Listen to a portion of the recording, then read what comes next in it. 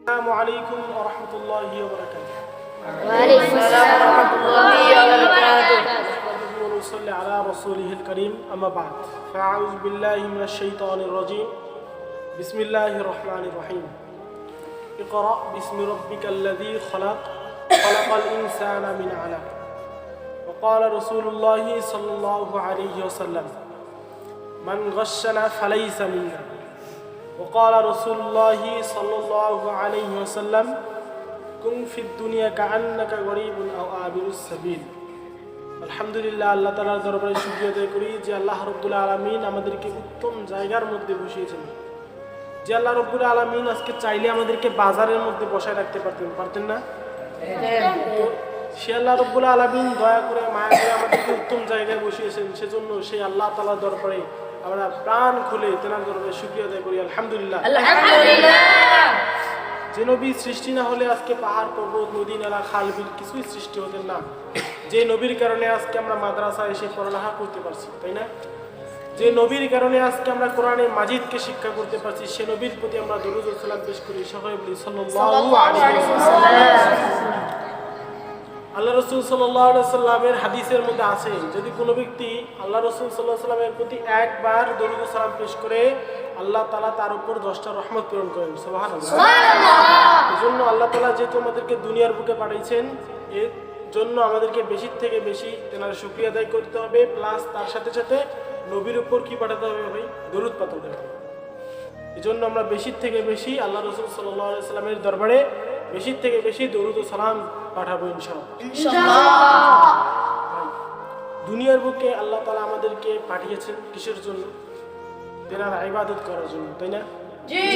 তেনার ইবাদত যেহেতু করার জন্য পাঠিয়েছেন, তো আমরা ইবাদতই করব, অন্য কোনো দুনিয়াবি কাজ করা যাবে না।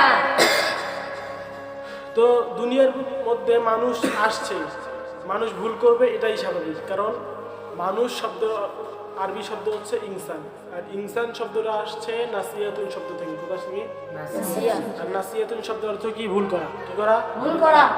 তো মানুষ ভুল করবে, এটাই স্বাভাবিক, কিন্তু এত পরিমাণ ভুল করা যাবে না, যার কারণে আল্লাহ তাআলা আমাদের প্রিয় রব, তিনি কি হয়ে যান? অসন্তুষ্ট হয়ে যান। এরকম কোনো ভুল করা যাবে না। তো আমাদের জিন্দেগির মধ্যে সবসময় গুনাহ থেকেই যায়, তাই না? তো আমাদের জিন্দেগির মধ্যে গুনাহ থেকে যায়, তো এখন আমাদের করণীয় কি? কি করতে হবে? কি করলে আমরা গুনাহের পথ থেকে ফিরে আসতে পারবো? আল্লাহ তাআলা কোরআনে কারীমের মধ্যে বলেন, ইন্নাস সালাতা তানহা আনিল ফাহশাই ওয়াল মুনকার, যে নামাজ সমস্ত ফাহশা কাজ থেকে, মন্দ কাজ থেকে মুসলমানদের প্রত্যেকটা মানুষকে কি রাখে? বিরত রাখে। তো ভাই, আমরা যদি মন থেকে আল্লাহ তাআলার কি করি? ইবাদত করি, তাহলে আল্লাহ তাআলার মাকসাদও আমাদের পূরণ হয়ে যাচ্ছে, সাথে সাথে আমরা খারাপ জায়গা থেকে ফিরে আসতে পারছি। এই জন্য আল্লাহ তাআলার ইবাদতকে মন থেকে করতে হবে। কি দিয়ে করতে হবে? মন থেকে। তো আমাদের জিন্দেগির মধ্যে অনেক গুনাহ রয়েছে, এগুলো আমাদের কেমনে মেটাতে হবে, তাই না? এজন্য বলতেছেন যে তোমরা তওবা করো। কি করো? তওবা করো। এখন বলবেন যে হুজুর, আমরা এত তওবা করি, তারপরেও আল্লাহ তাআলা আমাদেরকে মাফ করেন না কেন? তো হযরত মূসা আলাইহিস সালাতু ওয়াস সালামের জামানা, কার জামানায়? তো মূসা আলাইহিস সালাতু ওয়াস সালামের জামানায় একজন কাফের ছিলেন। তো এই কাফেরের কারণে ওই এলাকার মধ্যে কেউ শান্তিতে বসবাস করতে পারতেন না। তো ওই কাফের কি করতেন? জেনা করতেন, ব্যভিচার করতেন, অন্যের মেয়েকে ধর্ষণ করতেন।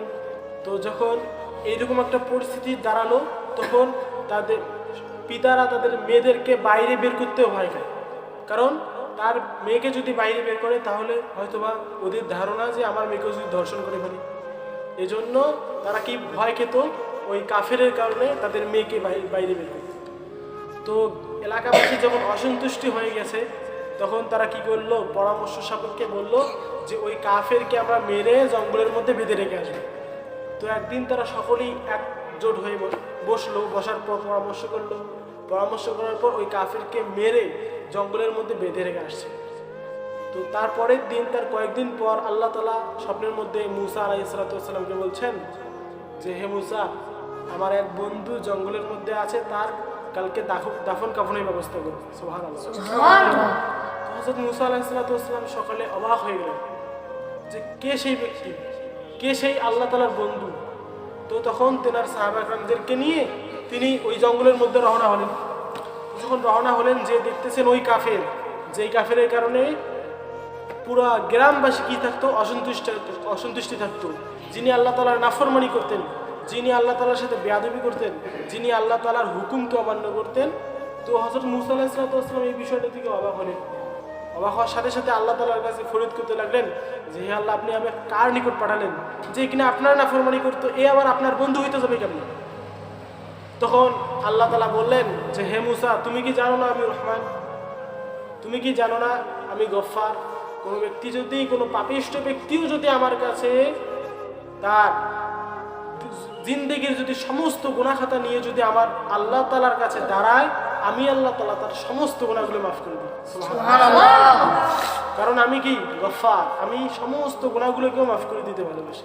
সুবহানাল্লাহ। এই জন্য ভাই, আল্লাহ তাআলা অনেক দয়ালু। আমাদের দুনিয়ার মধ্যে পিতা তার সন্তানকে কেমন ভালোবাসে, তার থেকেও বেশি আমার প্রিয় রব তিনি আমাদেরকে ভালোবাসেন। সুবহানাল্লাহ। এজন্য আল্লাহ তাআলা যে হুকুমকে রেখে গেছেন সেই হুকুমকে আমাদেরকে মানতে হবে। আর আমাদের দুনিয়া চলতে গেলে আমাদের ভুল হবে, এর জন্য আল্লাহ তাআলার কাছে কি করতে হবে ভাই? মাপ চাইতে হবে এবং তওবা করতে হবে। আর দুনিয়ার মধ্যে আমাদেরকে যে সমস্ত জিনিস নিয়ে বেঁচে থাকতে হবে, এক নম্বর হচ্ছে আল্লাহ রাসূল সাল্লাল্লাহু আলাইহি সাল্লামের আখলাককে আমাদের জীবনের মধ্যে কি করতে হবে? ফিট করতে হবে। তিনি যেভাবে চলেছেন, তিনি যেভাবে ভাত খেয়েছেন, তিনি যেভাবে অন্যের সাথে কথা